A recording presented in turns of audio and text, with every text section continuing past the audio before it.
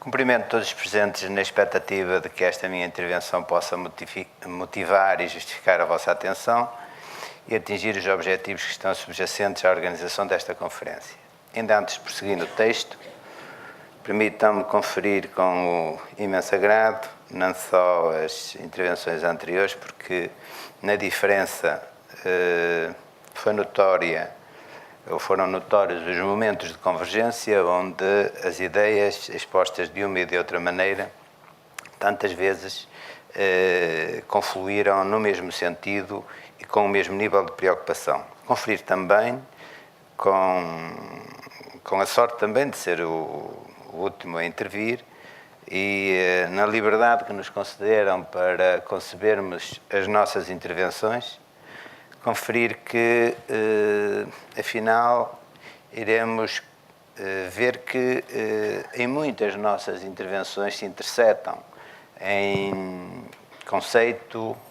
em especificidade e, para cúmulo também,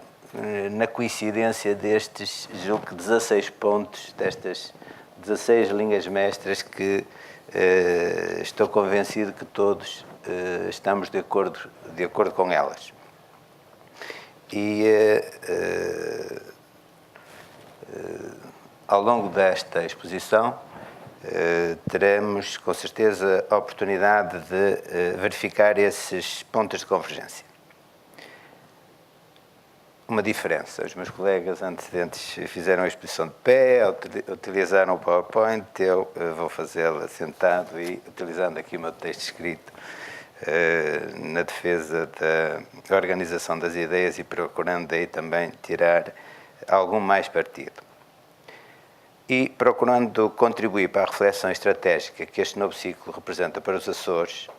e sem me distanciar da incumbência objetiva que esperam da minha intervenção, permitam-me fazer alguns considerandos prévios de contextualização genérica, identificados com o crescimento e o desenvolvimento económico da região,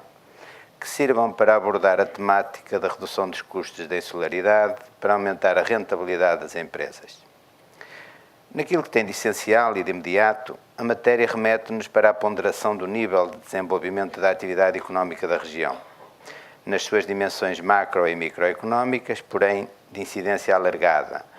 Atentem-se às implicações que influenciam o melhor aproveitamento dos fatores de produção identificados com os investimentos, a sua cobertura financeira, a atividade corrente e os inerentes custos de exploração e de financiamento. É que os custos de insularidade para as empresas não se esgotam na parcela que se identifica com a mobilidade e a logística de distribuição. As explorações das empresas insulares debatem-se com diversas problemáticas de origem local e de coesão económica e social, enquanto contribuintes do encarecimento da produção e da perda de vantagem competitiva, à cabeça das quais estão o absentismo, que é em geral decorrente da facilidade e grandeza dos subsídios de apoio social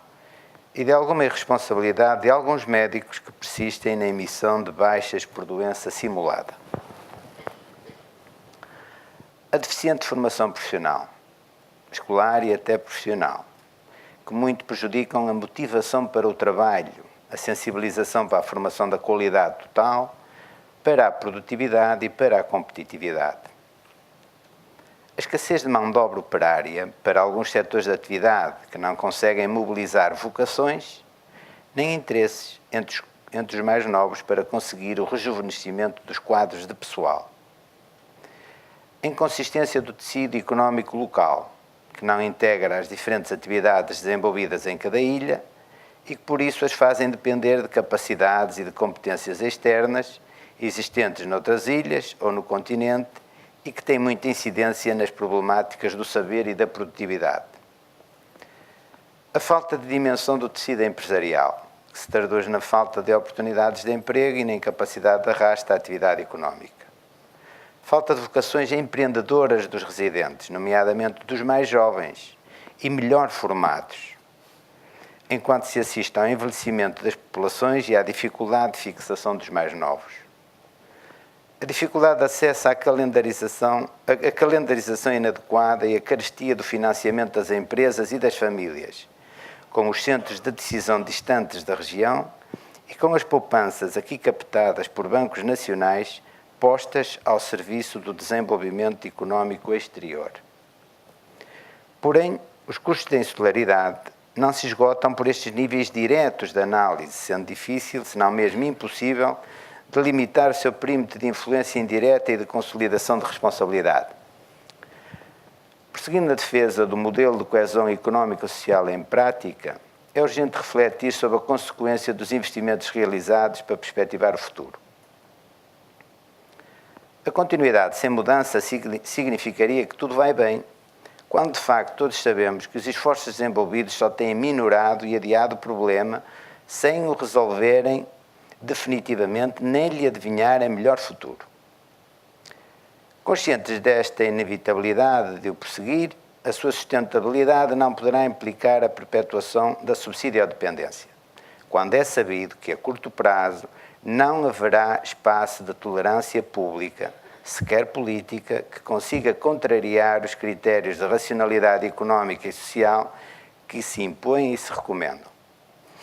Adivinhando o tempo que aí vem, para já não dizer o tempo que aí está, e todos nós o conhecemos, os investimentos a realizar não podem negligenciar a sua reprodutibilidade, circunstância que obriga a ponderar um modelo de desenvolvimento económico e social de apoio, estabelecendo limites à governação e os níveis de especialização de reorientação da atividade económica e de povoamento de cada ilha. Com respeito e a consciência de que algumas das matérias referidas se consideram e esgotam na ponderação das opções políticas que as irão orientar, independentemente da ponderação do seu custo-benefício material ou social, não sendo esta a sede, nem um momento para prosseguir com tal análise, e nessa admissão, permitam-me que evolua na presente reflexão com a análise dos demais fatores que influenciam os custos da insularidade na exploração das empresas em geral.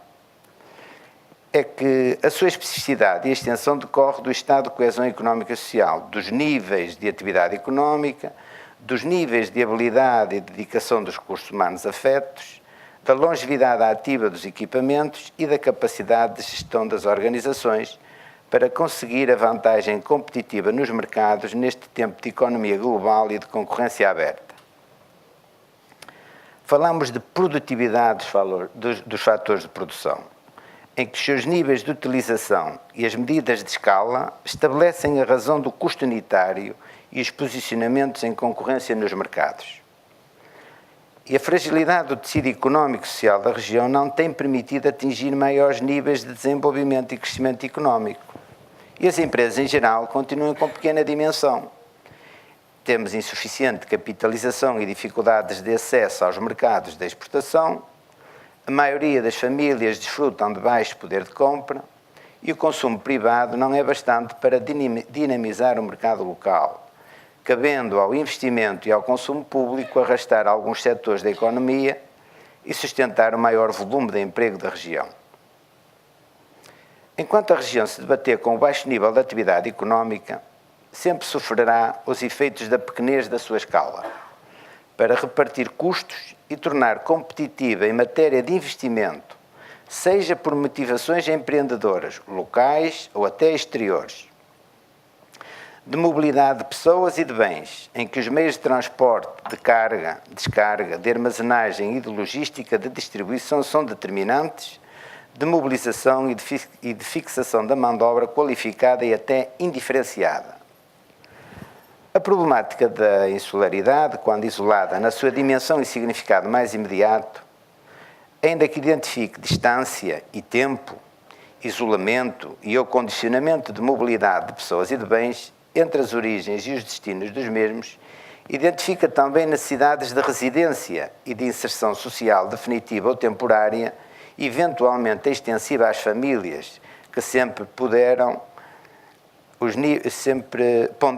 níveis de desenvolvimento local ou regional, os projetos e os modos de vida expectáveis, geralmente em contextos de família, e cujos contornos e incidências vão muito para além do custo direto que se lhe identifica. Seria simples se tudo se resumisse a um conceito de abrangência matemática, em que bastaria identificar as variáveis quantificáveis e atribuir-lhe um custo unitário de natureza direta para ser de se encontrar o tal número que a todos satisfaria. Se ficássemos por aqui, e mesmo sem ainda identificar esse custo, seria de atrever a admitir que era barato o custo da insularidade. Mas não podemos ficar por este nível simplista de análise quando, para além dos fluxos de mercadorias que se deslocam, necessariamente em condições técnicas adequadas, temos ainda de incluir custos que relacionam pessoas, famílias, amigos, enfim, projetos de vida, anseios legítimos de coesão social que os direitos humanos e as leis constitucional e regional consagram e que a moral judaico-cristã, subjacente à nossa matriz de pensamento, garantem no plano dos mais elementares direitos de justiça social. E assim se poderá compreender que, inevitavelmente, a compreensão da matéria dos custos da insularidade extravasam para limites de abrangência superior, por estarem indissociáveis do modelo de desenvolvimento regional e social de apoio. Recusando aceitar a poupança como única forma e medida de redução dos custos de insularidade, este seria o aconselhamento de um economista, mesmo até quando só circunscrito à análise de natureza financeira, acredito que tal objetivo só se conseguirá por efeito da dinamização da atividade económica, do investimento, propiciador de economias de escala e, sobretudo, de desenvolvimento regional aos mais diversos níveis e de coesão social. E quando estamos em tempo de convulsão económica em contextos globais, os títulos que aparecem na comunicação social, como, por exemplo, produção de leite perde margens de rentabilidade, bem como muitos outros que identificam o encarecimento e exiguidade das fontes de energia, a instabilidade e a falta de liquidez do sistema financeiro, a perda de competitividade das indústrias de base primária, o risco de sustentabilidade das espécies e a exiguidade do esforço de pesca, as quebras nos fluxos, nas receitas e nas margens de exploração da atividade turística, a concorrência desregrada dos produtores dos países emergentes e muitos outros títulos que todos os dias espalham o pânico entre os mais avisados, só nos podem mobilizar para proagir e para reagir na procura de melhores soluções que nos ajudem a identificar oportunidades de desenvolvimento entre tantas e tamanhas dificuldades. Progredindo numa pequena reflexão estratégica cuja oportunidade e contextualização de pormenor melhor se compreenderá com o decurso da presente exposição, e citando apenas algumas das principais conclusões que emanam do estudo sobre preços e margens nos setores do leite e da carne, divulgado pela Confederação dos Agricultores Portugueses e relativo ao período 2000 a 2009, conferimos, como eles referem no estudo, um esmagamento claro das margens líquidas dos produtores devido à subida dos custos. E, continuam dizendo, os produtores pagam mais 30% em média para produzir leite. O custo dos bens de consumo e serviços correntes na agricultura aumentou 37% e o custo dos bens de investimento subiu 23%, quando, no mesmo período, o preço pago ao produtor diminuiu 4%, de 31 para 29 cêntimos. E mais refere esse estudo que ficou claro que há um problema de quebra de rendimento no setor agrícola e que, se as pessoas estão a abandonar o setor do leite, não é porque ganham dinheiro, mas sim é porque perdem. Continuando no pormenor de mais uma reflexão, que sentido faz falar em custos de mobilidade de pessoas e de bens, como custo de insularidade, se, por exemplo, numa das principais indústrias alimentares desta região, o absentismo atingiu, nos primeiros 8 meses deste ano, cerca de 28% da sua capacidade de trabalho instalada, em que a empresa se vê obrigada a manter um quadro supranumerário de mais de 90 pessoas para cobrir as faltas de colaboradores irresponsáveis e reincidentes absentistas. Absentismo que se sucede a coberto de desculpas e de justificações maioritariamente simuladas e recorrentes, onde alguns médicos da região, já identificados perante as autoridades, se assumem como principais intérpretes da emissão de baixas médicas indevidas para dar cobertura legal a cerca de 70% das faltas, a que correspondem cerca de 17.920 dias de trabalho, consideradas como absentismo fabril. Estes também são custos de insularidade, com reflexos graves na fraca produtividade da mão de obra, também na qualidade fabricada, no planeamento fabril e na qualidade do serviço prestado às insígnias da distribuição. Abro aqui um pequeno parêntese para lembrar o que a senhora engenheira referia quando também sobre tempo falava e sobre morosidade, o conflito com datas de validade, o conflito com níveis de serviço junto das principais insígnias de distribuição. Tudo isto são problemáticas atuais que quem é indústria não consegue ultrapassar, porque a posição dominante da distribuição impõe essas regras. E o que se ganha perde-se facilmente. Custa tanto ganhar €1 e é tão fácil perdê-lo nesta luta desigual de quem é produtor, de quem é industrial e de quem depende da distribuição nacional organizada aos níveis como está organizada.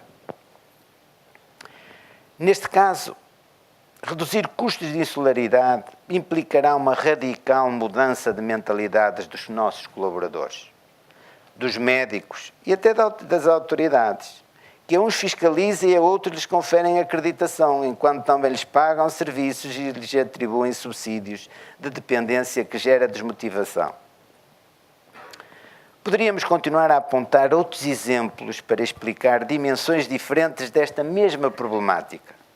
mas de que nos serve falar em diminuição de custos de insularidade nos Açores se os adivinhamos cada vez maiores, consequentes das colateralidades que o professor falou, da economia global, se nada for feito em termos de diferenciação positiva e de escala regional para contrariar este fado, esta inevitabilidade da concorrência desregrada e da ineficácia das políticas comuns da nossa Europa. Continuaremos a falar de escala crítica e, se a este facto juntarmos os efeitos das colateralidades incontroláveis associadas aos fatores de influência exógena, aos Açores só lhes resta o caminho alternativo do desenvolvimento e do crescimento económico baseado no reforço do nível de atividade da economia regional para evoluir na diversificação da oferta e na competitividade dos produtos com potencial exportador ou potencial substituto de importações em cenários de concorrência internacional, fomentando as alternativas complementares e dinamizadoras da economia regional, centradas em argumentos de produções locais acreditadas, certificadas, potenciadoras de maior valor acrescentado por efeito da oferta de produtos de qualidade total e de origem certificada. Falando e potenciando o produto interno existente, importará fomentar pela via da bonificação financeira e por efeito de diferenciação tributária positiva e competitiva, a integração de atividades económicas e as dimensões de escala, por efeitos de fusões, uma realidade que temos que encarar no tempo atual, criar dimensão crítica, e outros tipos de alianças estratégicas, abandonarmos modelos individuais de interpretar as áreas de negócio, especializar processos produtivos, e fazer qualidade total, valorizar a habilidade e depurando a incapacidade e o absentismo, desativando estruturas e capacidades excedentárias potenciadoras de dependências monolíticas, de depreciação de valor e de esmagamento de margens a níveis supríveis por efeitos da subsidiodependência, como é o caso da pecuária, potenciando investimentos em áreas de potenciação de produções capazes de substituírem importações, como é o caso da floresta, protegendo o que é da região e que já desfruta de posicionamento competitivo em concorrência internacional, como é o caso das conservas, do chá, de alguns produtos lácteos e do turismo. Incentivar a produção de novos produtos a partir de recursos naturais, como poderão ser os casos da aquacultura, da produção de basaltos para uso em revestimentos, ornamentação e pisos técnicos, a produção de novos produtos a partir da reciclagem de resíduos sólidos, como poderão ser os casos da fundição do ferro, outros metais e do vidro, da produção de aglomerados para isolamento e revestimentos técnicos, enfim, inovar e surpreender para afirmar a economia dos Açores. Almejando atingir o que não existe, e, portanto, abandonando o que existe, porém, possível nos Açores e necessário para a integração do novo modelo de desenvolvimento regional, haverá que evoluir para um plano estratégico atrevido, visionário, surpreendente e inovador, orientado para a dimensão, para a diversificação e para a especialização produtiva. Afirmar a diferença e o valor acrescentado, assegurar maiores níveis de autonomia das cadeias de valor, melhorar a mobilidade das pessoas e dos bens, assegurar a competitividade do abastecimento local de bens e de serviços, a substituição de importações ou o seu condicionamento, o fomento da competitividade das exportações e a sustentabilidade da economia a longo prazo. Eu realço aqui a questão da substituição de importações. Nós importamos do continente e as importações do continente também descapitalizam a região. Nós temos que aumentar os nossos níveis de autossubsistência. A nossa independência não depende de submarinos a cuidar a costa das agressões de alguns invasores ou apropriadores de atividades ilícitas, mas sim de uma cada vez maior autossubsistência, uma cada vez maior concentração de atividade na região para dependermos cada vez menos da importação, seja ela de onde for. A atratividade de novas iniciativas empresariais, de novos e maiores fluxos turísticos, e faço disto um ponto crucial do desenvolvimento para os Açores, da fixação e do rejuvenescimento das populações, reclamam uma radical transformação na política de mobilidade de pessoas e de bens, complementando a atual ponta aérea com serviços regulares e de qualidade, com a ligação marítima ao continente e interilhas do tipo roll-on, roll-off. Permitam-me aqui só um caso particular, e porque é conhecida a minha identidade com o projeto COFACO. Nós hoje debatemos-nos com uma grande ameaça no nosso universo. A nossa população operária tem uma idade média superior. Nós vemos grandes dificuldades de mobilização das novas gerações para as problemáticas do trabalho. E são as nossas lindas e queridas mulheres, aquelas com quem contamos, que com todo o sacrifício vão fazendo o que vão fazendo e fazendo da nossa COFACO o que a COFACO tem sido, e permitam-me dizê-lo com muito orgulho, um grande exemplo. O que temos conseguido em termos do mercado nacional e em termos do mercado internacional é realmente notável. Conseguimos atingir níveis de notoriedade fantásticos, fazer a afirmação das nossas marcas. Eu sei que elas nos Açores não são tão conhecidas quanto deveriam ser,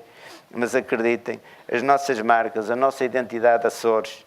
permite-nos vender 60 milhões de latinhas. Imaginem só o poder da diplomacia económica que essas latinhas fazem tão serenamente, tranquilamente, como elas entram em casa de cada um,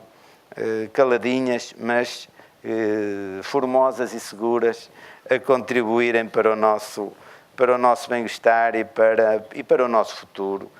ao fim e ao cabo, para a estabilidade que nós precisamos para justificar o nível de investimento em que estamos envolvidos. Dessa forma, será possível vencer dificuldades operacionais na área do transporte de pessoas e de bens. Eu referia aqui a questão das ligações marítimas ao continente interilhas do tipo roll-on, roll-off. Dessa forma, será possível vencer dificuldades operacionais na área do transporte de pessoas e de bens, na área da armazenagem e da logística de distribuição de mercadorias, do fomento do turismo regular e da preservação ambiental de cada uma das ilhas para o tratamento, a reciclagem e a valorização dos resíduos sólidos, com o objetivo da sua caracterização de ilhas verdes, autênticos paraísos naturais e para a valorização do turismo e da qualidade de vida das populações e residentes. Recuperando o tempo perdido, importará que no imediato se criem condições técnicas e operacionais adequadas que permitam integrar as políticas de interesse regional e convergir em redor dos modelos de desenvolvimento que melhorem a coesão económica, social e ambiental da região, enquanto se faz o caminho da progressão de algumas ilhas dos Açores em risco de envelhecimento populacional irreversível, porventura até de desertificação, para ilhas verdes do tempo atual, na plena acessão ambientalista do termo, santuários naturais, que os novos fluxos turísticos tanto apreciam e valorizam, enquanto se consolida a nova opção estratégica do turismo de qualidade e de valor acrescentado. Construir um novo conceito de transporte marítimo para a região autónoma dos Açores. Transporte de competência multidisciplinar integrada, que compatibiliza as necessidades de transporte de pessoas e de cargas, nos seus fluxos regulares e de incidência sazonal, e que contribuam também para o desenvolvimento da operação turística regional, bem como para a defesa ambiental, assegurando o bem-estar das populações e dos ecossistemas que garantam as atribuições de ilhas verdes. Definir a localização das plataformas logísticas e de distribuição de bens. Diversificar a sua atividade para além do regular transporte marítimo, alargando o seu âmbito e a sua área de influência, nomeadamente apresentando novas competências técnicas e capacidades integradas nos navios a utilizar, com os propósitos do transporte regular e ocasional para uma população alvo de clientela superior, capaz de compatibilizar os fluxos de residentes e os fluxos de turistas, e de fomentar a realização de eventos que impliquem logísticas de pessoas e de bens. Parece uma generalidade, mas só para um exemplo. Imaginem só, em termos de realização de eventos, a limitação que tem que ver com o distanciamento entre o transporte de pessoas, a ponte aérea, e o transporte de bens, a ponte marítima. Não se conciliam, nem em tempos, nem em logística. E esta nova atribuição, esta nova competência, vem ajudar a resolver e a dinamizar fluxos que hoje nem sequer se identificam no panorama da economia regional. Contribuir para uma melhor especialização da atividade da aviação regular, que deve ser reorientada e deve ser posta ao serviço dos novos fluxos turísticos, identificados com os novos eixos de especialização e de desenvolvimento, fluxos turísticos de maior valor acrescentado, a partir das principais plataformas internacionais e, naturalmente, de Lisboa. Diminuir o esforço financeiro correspondente ao serviço público, identificado com a mobilidade e a insularidade, em grande parte suportado pela ponte aérea, que atualmente não tem alternativa para o transporte rápido e seguro em condições de produtividade competitiva, assegurando as condições técnicas adequadas de transporte marítimo que permitam satisfazer novos fluxos integrados e outras manifestações coletivas que implicam a simultaneidade dos percursos em sentido de ida e volta e grandes volumes de carga. Recordo as considerações que a Sra. Engenheira fez quando, há pouco, referia a dificuldade que tinha no encarecimento das opções que procurava e das oportunidades que procurava em redor dos produtos frescos. Efetivamente, o transporte de mercadorias na base da carga aérea, onde chega com problemas de competitividade e, portanto, encurtar o espaço e encurtá-lo desta forma tecnicamente adequada. Identificar cada tipo de serviço a prestar, alargando o leque de oferta ao mercado com valias e competências que podem cobrir a animação e a ocupação de tempo livres, bem como os fluxos de saúde e os fluxos de estudantes, com uma cobertura de serviço público mais coletivo e mais barato. Evoluir na política do turismo por adesão a novos eixos de interesse. Motivação e valorização do destino Açores, por efeito de integração de capacidades existentes de hotelaria, de restauração e similares de turismo, do golfe, dos circuitos naturais, terra-mar e do desporto turístico. Do desenvolvimento de novas habilidades e de novas competências, hotelaria de luxo, jogo, parques temáticos, animação e diversão turística, realização de congressos e de outros eventos, formação e estágios de alto rendimento desportivo, turismo de saúde e de medicina desportiva, de reabilitação e de cuidados continuados, para a diversificação dos argumentos de mobilização dos atuais e dos novos mercados de origem, enquanto se valorizam os respectivos fluxos. Evoluir na política do ambiente e da defesa dos ecossistemas da terra, do ar e do mar, por adesão a novas políticas agrícola, florestal e pesqueira, através da exploração equilibrada e criteriosa dos recursos, enquanto se promove um novo esforço de povoamento da terra, o fomento da floresta, em substituição e redimensionamento programado da atividade pecuária, e do mar, defesa das espécies por adesão às boas práticas pesqueiras e aos novos processos da aquacultura. Implementar uma nova política energética, por imposição do modelo de substituição das fontes de energia identificadas com o petróleo. E o fomento das fontes de energia alternativas, liberalizando o acesso a iniciativas de base popular, por diluição do modelo de exploração atual, integrando todas as iniciativas empreendedoras interessadas em contribuir para a construção da nova região Açores Verde, como o primeiro exemplo mundial. Evoluir na política de instrução, de educação e de sensibilização para as problemáticas e as oportunidades do tempo atual, apostando na fixação e no rejuvenescimento da população, na defesa do ambiente, na requalificação do espaço urbano, por adesão aos novos conceitos da bioarquitetura, da bioarte e do biodesign, e na recuperação e preservação do património artístico e cultural. Incentivar o rejuvenescimento do comércio de rua, com a inerente oportunidade de recuperação patrimonial de infraestrutura e de imóveis, de organização e de modernização de espaços interiores, em conjugação das versões tradicionais, revivalistas e inovadoras, inseridas nos principais eixos pedonais históricos das cidades, para a retratação de todas as atividades caracterizadoras de cada um dos espaços urbanos e da região, em geral, com motivações turísticas, de recuperação do património arquitetónico, artístico e cultural e, sobretudo,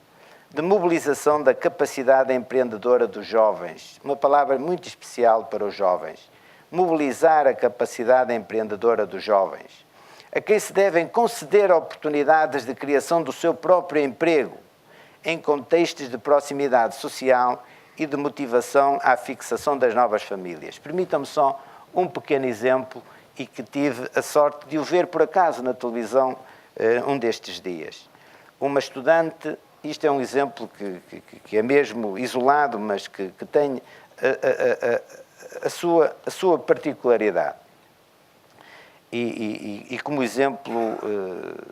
acho que valerá para a nossa reflexão. Uma estudante de antropologia, no decurso do seu curso, quis experimentar a sua vocação empreendedora. Porque gostava naturalmente e porque via nisso uma opção de prazer, comprou um tiar tradicional. E na base do tiar tradicional começou a fazer paramentos para os padres, para a Eucaristia. E hoje a senhora faz 100 paramentos por ano, em média, que os vende a cerca de 500 euros e que, como ela dizia, fatura os 50.000 euros que lhe permitem sustentar e que lhe permitem consolidar e desenvolver a sua própria capacidade empreendedora. É uma capacidade espontânea. Isto demonstra que a juventude tem muito para dar, seja em grandes mercados, seja em nichos de mercado. E eu penso que os Açores têm nichos de mercado para explorar. E é nessa perspectiva que este apelo ao desenvolvimento da capacidade empreendedora dos jovens, até porque depois tem outras implicações de sedentarização das populações e de rejuvenescimento das próprias populações, eu não poderia deixar de realçar essa força da natureza que não podemos deixar que, com a sua formação, pura e simplesmente, vá à procura de emprego fora dos Açores e esqueça os Açores naquilo que eles mais precisam de consolidar a sua própria estrutura e a sua própria sustentabilidade económica. Evoluir para uma nova mentalidade de trabalho responsável, produtivo e assíduo, através de um plano regional de educação cívica e social, de cultura de qualidade total, de dinamização da produtividade, da diferenciação e da inovação de produtos e serviços. Eu faço questão também de dizer isto e realçar. Sinto esta dificuldade no nosso universo de interesses. A formação profissional é extremamente importante, a educação cívica e social é extremamente importante, a cultura de qualidade total é extremamente importante. Dinamizar a produtividade, fazer a diferenciação, inovar produtos e serviços, vencer a posição de competitividade que precisamos para podermos viver e sobreviver nesta economia global. Aproveitar a oportunidade para evoluir na política de comunicação social. Um tema difícil para abordar nestas circunstâncias, mas com particular incidência no audiovisual, estabelecendo como principal prioridade divulgar os Açores ao nível nacional e internacional, enaltecendo os seus valores essenciais, os valores essenciais das gentes, do património natural, artístico e cultural da região. Quanto poderosa é uma comunicação social a este nível, o que pode ainda ser feito sobre os Açores. Eu diria, um exemplo, como outros quaisquer, mas o que a televisão da Galiza faz pela Galiza é algo de notável. A exaltação dos valores da região, a forma como, com todo o orgulho, divulga a questão mais pequena, a questão maior, deste universo de interesses que a todos nos caracteriza, que a todos nos faz convergir, e mesmo os que não são dos Açores, gostarem muito dos Açores. Pelos vistos, não sou sozinho, já tenho aqui mais um colega que também gosta muito dos Açores. Com certeza, eu estou mesmo a terminar. Para, por fim, culminar na definitiva acreditação da marca Açores, como sinónimo de património protegido, de modernidade e região verde, uma origem e um destino de qualidade excelente. Este é o nosso espaço. Uma origem imaculada de produtos da fileira alimentar. Um destino turístico do novo tempo, que valoriza o lazer, que valoriza a diversão e a natureza. Respeitadora das melhores práticas sociais, patrimoniais e ambientais, por adesão à nova ordem mundial da humanização e da utilização criteriosa e preservadora dos recursos naturais.